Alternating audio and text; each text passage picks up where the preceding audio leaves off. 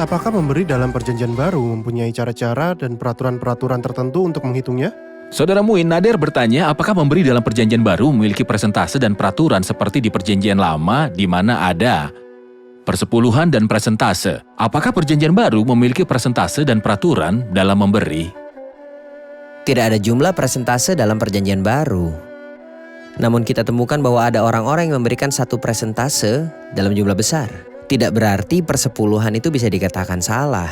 Tidak salah, namun tidak seharusnya juga kita memberi dengan ambang batas minimum perjanjian lama. Mari kita lihat dua contoh dalam perjanjian baru.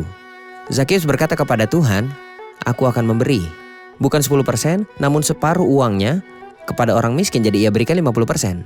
Perempuan yang memberi 2 peser, berapa banyak yang Tuhan katakan ia telah berikan? 100%. Ada sebuah gambaran yang sangat baik dalam perjanjian lama. Ada sebuah kewajiban memberi persepuluhan. Itu bukan 1/10, bukan 10% dari semua yang ia miliki. Jika kita pelajari dengan baik, ini akan sampai pada 30%. Namun dalam Keluaran 25 ketika Musa meminta orang-orang berkontribusi dalam pembuatan kemah pertemuan, ia tidak meminta mereka membawa 10 atau 20% untuk pembuatan kemah. Ia biarkan perkara itu terbuka sehingga mereka memberi sejauh yang Musa katakan sampai mereka berhenti di titik tertentu. Karena mereka telah mengumpulkan lebih dari apa yang mereka butuhkan. Benar sekali. Ada yang ingin bertanya?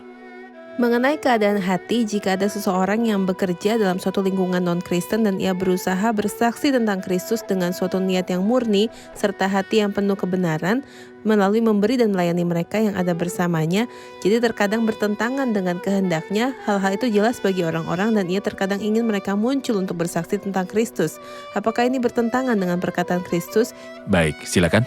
Saya pikir bahwa ketika Tuhan berkata, ingatlah jangan kamu melakukan kewajiban agama di depan orang, ia sedang berbicara tentang hal membanggakan diri. Yang banyak dilakukan di antara orang Yahudi yang religius, orang-orang Farisi. Mereka biasa memberi di depan orang-orang, mereka ingin orang-orang melihat mereka saat mereka memberi. Tetapi, jika orang tersebut memberi untuk menunjukkan kesaksian Kristiani kepada orang-orang, saya pikir masalah ini bergantung pada persekutuan dengan Tuhan dan evaluasi Tuhan terhadapnya. Salah seorang hamba Tuhan pernah bercerita tentang seorang pengusaha yang sangat-sangat kaya, yang pergi ke kampung halaman dan desa tempat dia dibesarkan. Di setiap perayaan ia membawa ribuan dolar bersamanya dan berdiri di jalan serta melempar uang, dan orang-orang yang berlari lebih dulu memperoleh uang itu. Apakah itu pemberian sesuai firman? Saya pikir orang ini memperoleh kemuliaan dari orang. Ia tidak memberi melainkan mengambil. Dan orang-orang yang melakukan itu untuk dimuliakan oleh orang-orang, Alkitab mengatakan bahwa mereka telah menerima pahala mereka. Dan jika Anda ingin dari lubuk hati Anda yang paling dalam untuk menunjukkan belas kasihan, sehingga orang-orang akan melihat pahala mereka sendiri. Dan ini adalah perbedaan kehidupan Kristen dan juga non-Kristen. Ini adalah metode yang sangat terhormat, dan ini bukan tentang dimuliakan oleh orang-orang. Ada yang ingin bertanya? Ayat 7 berkata Allah mengasihi orang yang memberi dengan sukacita. Jika seorang tidak bersukacita saat memberi, apakah Allah membencinya? Anda membuat kami mendapat masalah. Karena Allah mengasihi orang yang memberi dengan sukacita, lalu apakah Tuhan membenci orang yang tidak memberi dengan sukacita? Tidak, Tuhan mengasihi mereka. Kitab suci memberitahu kita bahwa Allah mengasihi orang-orang yang tidak percaya. Karena begitu besar kasih Allah akan dunia ini, karena itu ada kasih yang spesial bagi orang-orang percaya. Namun, saya dapat katakan bahwa ada jenis kasih yang unik kepada orang yang suka memberi dengan sukacita. Tuhan mengasihinya dan membuatnya menikmati kasihnya. Kasih itu hadir bagi semua orang.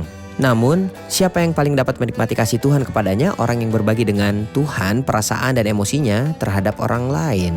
Baik, Saudara Ishak ingin menambahkan? Tuhan menyukai hal ini, jadi ia mendorong orang itu dengan memberitahu dia bahwa ia menyukai hal ini. Ia menyukai orang yang memberi dengan sukacita. Benar, Tuhan menyukai keadaannya, belum tentu menyukai orangnya. Tuhan sangat senang memberi dengan penuh sukacita. Ia suka memberi dengan sukacita, Tuhan lebih menyukai dan menginginkan itu.